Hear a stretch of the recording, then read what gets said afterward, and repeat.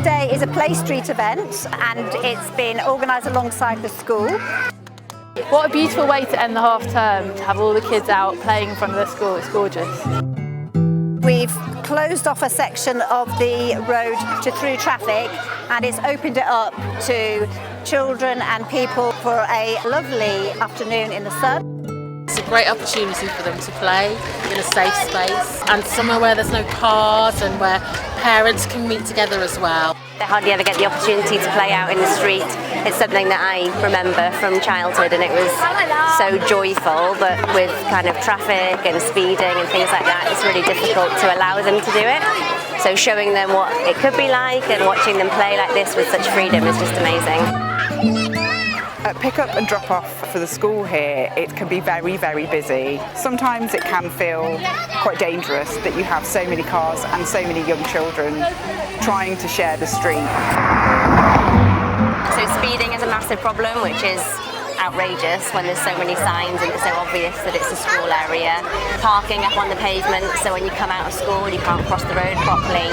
And then just the volume of traffic. We live just around the corner and there's constant queues of traffic outside our house and it stinks of fumes and the kids have to walk through all of that on the way to school.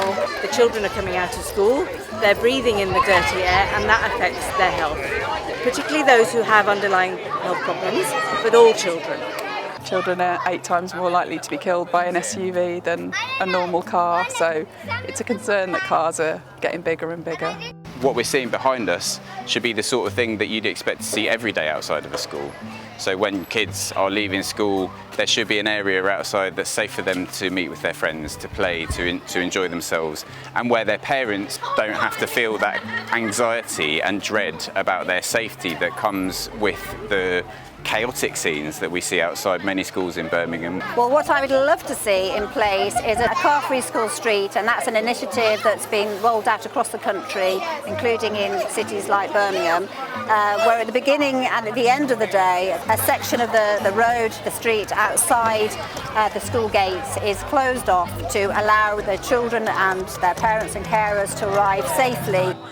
So there's 500 school streets in London, and if you look across the pond towards Paris, they've just put in a pledge to build 500 more over the next couple of years. And what's really exciting about what they're doing there, and what I'd really like to see us doing in the West Midlands, is they're not only building school streets as temporary arrangements, they are completely transforming those streets so that they are people-first spaces where children can always be safe and where the local community can enjoy public space that has been traffic calmed. This is their school, these are their lives, they're humans too. They might be small and young, but they've got as many rights as we do, and the right of one person to sit in in their vehicle and rush to work, endangering other people's lives, shouldn't override the right of hundreds of kids at a primary school to live safely and enjoy their childhood.